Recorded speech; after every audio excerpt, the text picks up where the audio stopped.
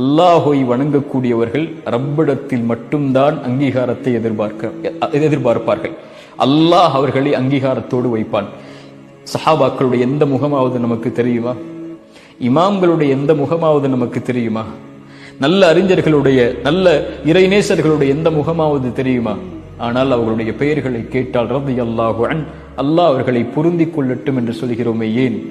அவர்களுடைய செயல்களை அல்லாஹ் அங்கீகரித்திருக்கிறான். என் செயலை, என் செயல்பாடுகளை அல்லாஹ் அங்கீகரித்திருக்கிறானா இல்லையா?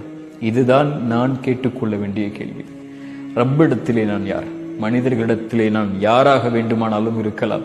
இன்று போற்றுபவர் நாளை தூற்றலாம், இன்று கண்ணியப்படுத்துவர் கண்ணியத்தை இறக்கலாம், இன்று பின்பற்றுபவர் நாளை தூக்கி எறிந்து செல்லலாம். இவர்களுடைய எந்த அங்கீகாரமும் நிரந்தரமானதல்ல.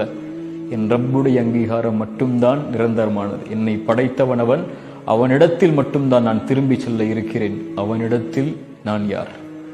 மறைவில் அல்லாஹை வணங்கக்கூடியவர்களை அல்லாஹ் நேசிக்கிறான். அஸ்ஸலாமு அலைக்கும் வரஹ்மத்துல்லாஹி வபரகாத்துஹு.